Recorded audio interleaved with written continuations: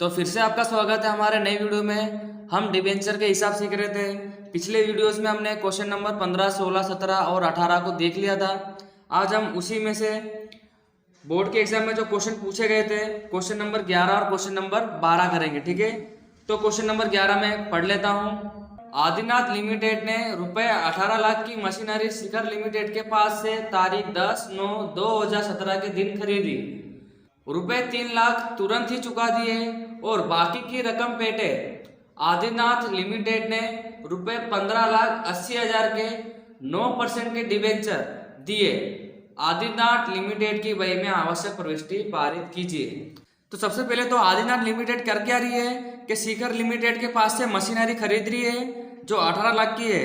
तो ये सब तो हम 11वीं में सीखे ही आए हैं। जब हम किसी से कुछ भी वस्तु खरीदते हैं तो हमारे पास वस्तु आती है और देने वाले खाते हम जमा करते हैं। ठीक है, तो सबसे पहले तो मशीनरी आदिनाथ लिमिटेड के पास आएगी तो पहले नंबर की प्रविष्टि मशीनरी आएगी। तो मशीनरी खाते उधार, देने वाला कौन है यहाँ पर? शिखर लिमिटेड।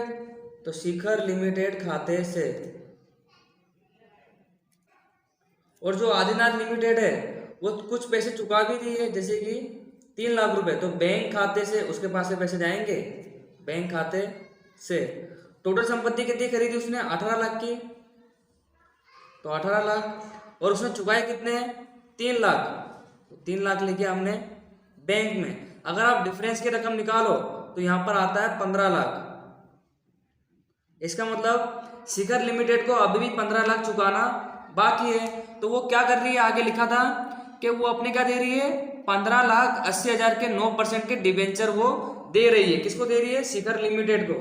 अगर वो देगी तो शिखर लिमिटेड लेने वाले होंगे डिबेंचर। तो शिखर लिमिटेड खाते उधार क्या दे रही है? वो डिबेंचर दे रही है। तो आप थोड़ा ध्यान से देखिए कि शिखर लिमिटेड को देने कितने थे? 15 लाख। तो मैंने यहाँ पे लिखा 15 लाख। वो दे कितने रही है? डिबेंचर। तो 9% के डिबेंचर खाते से आदिनाथ लिमिटेड के पास से डिबेंचर जाएंगे तो डिबेंचर खाते जमा करेंगे। डिबेंचर खाते से कितने के डिबेंचर वो दे रही है? 15,80,000 के डिबेंचर वो दे रही है। तो आप देख सकते हो कि देने 15 लाख थे और डिबेंचर कितने के दे रही है? 15,80,000 के। तो आप देख सकते हो कि वो शिखर लिमिटेड को अधिक रकम के डिबेंचर दे रही है। तो यहाँ पर कुछ एंट्री होगी, आपको खबर पड़ गया होगा कि नुकसान से दे रही है। तो डिबेंचर बट्टा खाते उधार। तो इसका मतलब जो आदिनाथ लिमिटेड है वो नुकसान से अपने डिबेंचर दे रही है। कितने? 80,000 के नुकसान से। वो नुकसान हम कहाँ लिखते हैं? बट्टा में। तो इस प्रकार की कुछ प्रविष्टि हुई। सबसे पहली प्रविष्टि मशीनरी खाते उधार शिखर लिमिटेड खाते से बैंक खाते से।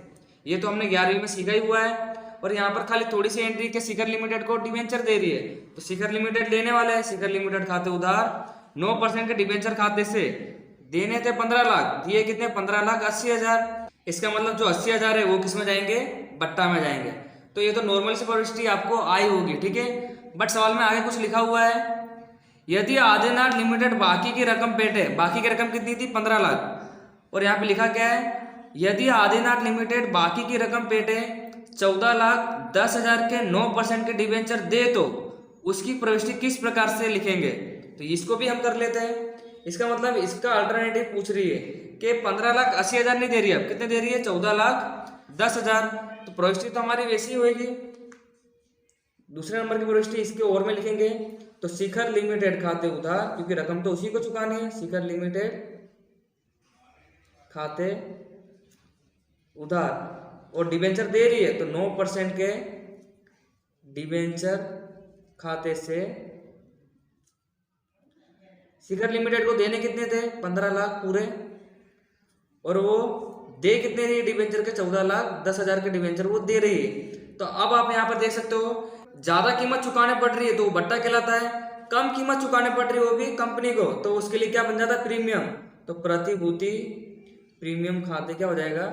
जमा हो जाएगा। ठीक है, देख सकते हो आप चुकाने थे 15 लाख पर दे कितने रही है? 14,10,000। इसका मतलब 90,000 रुपये वो कम दे रही है। तो ये जो 90,000 रुपये है वो उसके लिए क्या कहलाएगा? प्रीमियम कहलाएगा। तो बस ये दूसरे नंबर की प्रविष्टि हो गई। अगर ज्यादा रकम चुका रही है तो बट्टा होगा, कम रकम चुका रही है तो वो उसके लिए क्या बन जाएगा? प्रीमियम बन जाएगा। तो ये हुई हमारी कुछ क्वेश्चन नंबर 11 में प्रविष्टि टोटल। ठीक है, तो ये तो सिंपल सी प्रविष्टि आपको आई होगी। अब हम क्या करते हैं? क्वेश्चन नंबर 12 को देख लेते हैं। तो क्वेश्चन नंबर 12 में लिखा हुआ है वोल्टास इलेक्ट्रिक लिमिटेड ने नवरंग ट्रेडर्स की निम्नलिखित संपत्तियां और दायित्व खरीद ली। ठीक है, तो क्या कर रही है वोल्टास लिमिटेड नवरंग ट्रेडर्स की संपत्ति और दायित्व खरीद रही है। तो संपत्तियां कुछ इस प्रकार से दी हुई है सामने। नीचे लिखा हुआ है खरीदी कीमत पेटे रुपए 15,36,000 भुगतान करने का तय हुआ। वोल्टास इलेक्ट्रिक लिमिटेड ने खरीदी कीमत पेटे रुपए 100 के कैसे 11% के डिबेंचर 20% के प्रीमियम से दिए। तो यहाँ पे क्या कर रही है वोल्टास लिमिटेड, जो खरीदी कीमत पेटे 15,36,000 चुकाने हैं वो 11% के डिबेंचर के साथ प्रीमियम से दे रही है। ठीक है, तो सबसे पहले तो हम संपत्ति खरीद रहे हैं, वोल्टास लिमिटेड संपत्ति खरीद रही है। अगर वो संपत्ति खरीदेगी तो संपत्ति उसके पास आएगी। तो यहाँ पर संपत्ति देखिए कि कौन सी संपत्ति है, जमीन मकान है, यंत्र है, फर्नीचर है, स्टॉक है, देनदार है। बट जो लेनदार है वो हमारे दायित्व कहलाते हैं। ठीक है, तो दायित्व कभी उधार होते नहीं, दायित्व हमेशा जमा होते हैं। तो जो भी संपत्ति है उसको मैं डायरेक्ट कैसे लिखूंगा, फुटकर संपत्ति खाते उधार। ठीक है, डायरेक्ट हम ऐसे लिख सकते हैं फुटकर संपत्ति खाते उधार। और यहाँ पे हमारे लेनदार भी है, तो लेनदार खाते से, क्योंकि लेनदार हमेशा जमा होते हैं, दायित्व है। और यहाँ पे किसके पास से खरीदी है, नवरंग ट्रेडर्स खाते से, नवरंग। ठीक है, तो कुछ इस प्रकार से हमारी प्रविष्टि होगी। यहाँ पे मैंने जगह खाली छोड़ी है, यहाँ पे कुछ एंट्री आएगी, मैं आपको आगे बताऊंगा। ठीक है, सबसे पहले तो हमने क्या लिखा, फुटकर संपत्ति खाते उधार, लेनदार खाते से, और किसके पास से खरीद रही है, नवरंग, तो नवरंग ट्रेडर्स खाते से। अब हमको फुटकर संपत्ति में रकम लिखनी है, तो आप क्या करोगे, जमीन मकान यंत्र फर्नीचर स्टॉक और देनदार का क्या कर लोगे, टोटल कर लोगे। ठीक है, तो यहां पर आएगा 15 लाख। ठीक है, और लेनदार हमारे कितने के, 80,000 के, तो मैंने 80,000 यहाँ लिखा। आप यहाँ पे थोड़ा ध्यान रखिएगा कि जब भी हम किसी के पास संपत्ति और दायित्व दोनों खरीदते हैं तो संपत्ति में से दायित्व माइनस करने के बाद जो रकम आती है वो हमारी क्या कहलाती है, शुद्ध संपत्ति। ठीक है, वही हमारी टोटल संपत्ति कहलाती है। और खरीदी कीमत पेटे नवरंग ट्रेडर्स को कितने चुकाने हैं, 15,36,000। तो आप यहाँ पर देख सकते हो कि संपत्ति हमारे पास 15 लाख की आई है। ठीक है, जिसमें से हमको दायित्व भी चुकाना है 80,000 और नवरंग ट्रेडर्स को हमको टोटल चुकाने कितने हैं, 15,36,000। तो आप देख सकते हो यहाँ पर जमा बाकी का टोटल ज्यादा हो रहा है, जबकि उधार बाकी का टोटल खाली 15 लाख ही है।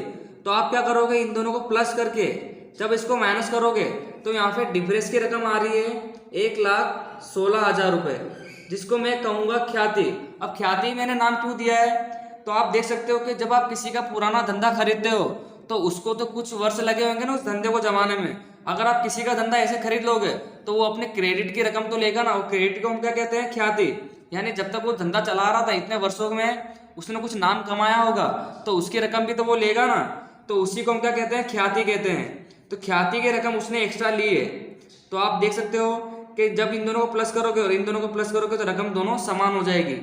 तो अभी मेरा नया टॉपिक आपको क्या सिखाया कि संपत्ति हमारे पास 15 लाख की थी, लेनदार उसी में से चुकाने थे 80,000 के, और नवरंग ट्रेडर्स को टोटल रकम चुकाने कितनी है, 15,36,000। डिफरेंस की रकम कम पड़ रही थी, जिसको मैंने ख्याति का नाम दिया। और ख्याति का नाम ही क्यों दिया कि अगर किसी का भी बिजनेस खरीदोगे तो वो अपनी ख्याति की रकम लेता है, यानी क्रेडिट की रकम, जो इतने वर्षों से धंधा चला रहा था उसकी रकम वो लेता है। तो मैं उम्मीद करता हूँ आपको ये समझ में आया होगा कि ख्याति यहाँ पर कैसे आई। ख्याति संपत्ति नहीं थी, फिर भी हमको उसकी रकम चुकानी है उसको। ठीक है, तो अब हमको नवरंग ट्रेडर्स को टोटल रकम चुकानी कितनी है, 15,36,000। जो आगे सवाल में क्या लिखा हुआ था, यहाँ लिखा था खरीदी कीमत पेटे 15,36,000 भुगतान करने का तय हुआ। वोल्टास इलेक्ट्रिक लिमिटेड ने खरीदी कीमत पेटे रुपए 100 के कैसे 11% के डिबेंचर 20% के प्रीमियम से दिए हैं। इसका मतलब वो क्या कर रही है, प्रीमियम से डिबेंचर ही दे रही है। तो सबसे इजी एंट्री तो ये बनी जाती है। सबसे पहले चुकाने किसको, नवरंग ट्रेडर्स को, तो वो लेने वाले हो जाएंगे नवरंग ट्रेडर्स खाते उधार। कितने चुकाने हैं, 15,36,000। और कैसे चुका रहे हैं वो, 11% के डिबेंचर प्रीमियम के साथ। तो 11% के डिबेंचर खाते से, और यहाँ पर प्रतिभूति प्रीमियम खाते से। ठीक है, तो आप देख सकते हो कि चुकाना इसको 15,36,000 है और डिबेंचर दे रही है प्रतिभूति प्रीमियम के साथ। बट यहाँ पे रकम कैसे लिखे वो तो हमको पता ही नहीं है। बट यहाँ पे कुछ लिखा हुआ है कि वो रुपए 100 की मूल कीमत के जो डिबेंचर है वो कैसे दे रही है, 20 के प्रीमियम से, 20% के प्रीमियम से। तो जब आप 100 का 20% निकालोगे तो टोटल रकम आती है 120। क्या करेंगे, प्रीमियम तुमको पता है प्लस होता है, तो 100 के अंदर प्रीमियम प्लस हो जाएगा, टोटल रकम कितनी हो गई 120। और चुकाने कितने हैं उसको, 15,36,000। तो यहाँ पर जब हम टोटल रकम को 120 से भाग जब देंगे तो हमको डिबेंचर की रकम मिल जाएगी। इसका मतलब चुकाने कितने हमको 15,36,000। अगर 120 से हम भाग दे देते हैं तो हमको डिबेंचर की रकम मिल जाएगी। किसकी रकम मिल जाएगी, डिबेंचर की। तो जब आप इसको भाग दोगे तो यहाँ पर रकम आएगी 12,800। इसका मतलब ये जो 12,800 है ये डिबेंचर की रकम आई है। किसकी रकम आई है, डिबेंचर की। कैसे करा हमने, सबसे पहले मूल कीमत में हमने प्रीमियम प्लस करा, रकम हो गई 120, और चुकाने कितने हैं हमको 15,36,000 टोटल रकम चुकानी है। अगर हम कुल रकम को 120 से भाग दे दे तो हमको किसकी रकम मिल जाएगी, डिबेंचर की रकम मिल जाएगी। ठीक है, तो डिबेंचर कितने हो गए हमारे 12,800। और डिबेंचर में जैसे मैंने आपको कहा है पिछले वीडियो में कि हमेशा मूल कीमत जाती है, मूल कीमत कितनी है 100, तो हम गुणा कर देंगे 12,800 गुणा 100 से कर देंगे। और प्रीमियम कितना था यहाँ पर 20 रुपए, तो 12,800 गुणे 20, तो हमको ये वाली रकम मिल जाएगी। तो जब आप यहाँ पे गुणा करोगे तो यहाँ पर आएगा 12,80,000, और इसका गुणा इससे करोगे तो यहाँ पर आएगा 2,56,000। ठीक है, इस प्रकार जब आप इन दोनों को प्लस करोगे तो 15,36,000 ही आएगा। ठीक है, तो मेन टॉपिक क्या था, इसको समझना, 12,800 को समझना, और यहाँ पर इस ख्याति को समझना। बाकी सब तो इसी है, आपको आता ही है कि जब संपत्ति खरीदते हैं, संपत्ति उधार होती है, दायित्व जमा होते हैं, वो देने वाले खाते को भी हम क्या करते हैं, जमा करते हैं। बट जो देने वाले खाते हमने 15,36,000 जमा करा और 80,000 जमा करा, तो यहाँ पर डिफरेंस की रकम उधार पक्ष में कम पड़ रही थी, तो यहाँ पर कितनी आई, 1,16,000 रकम आई, जिसको मैंने ख्याति का नाम दिया। और ख्याति का नाम ही क्यों दिया, तो जैसे कि मैंने आपको बताया कि अगर किसी का पुराना धंधा खरीदते हो तो उसकी ख्याति होती है, तो ख्याति की रकम भी वो लेता है। ठीक है, इसलिए ख्याति खाते उधार 1,16,000 मैंने उधार करे। अब यहाँ पर के वोल्टास लिमिटेड जो है नवरंग ट्रेडर्स को अपने 15,36,000 की रकम के पेट है क्या दे रही है, डिबेंचर दे रही थी। तो डिबेंचर किस प्रकार से दिया मैंने अभी आपको बताया। ठीक है, तो बस ये सवाल यहीं तक था। मैं उम्मीद करता हूँ आपको ये सवाल समझ में आया होगा। आपको प्रैक्टिस करनी पड़ेगी। अगर आपके एग्जाम में कैसा भी सवाल आता है तो आपको इस प्रकार से ही करना है। वहां पे रकम अलग हो सकती है बट फॉर्मेट बदलता नहीं सवाल करने का। ठीक है, तो आप क्वेश्चन नंबर 11 और 12 की प्रैक्टिस करिएगा। सवाल इजी है, बस समझ के आपको करना रहेगा। ठीक है, तो आज के लिए बस इतना ही। मिलते हैं नेक्स्ट वीडियो में। Thank you.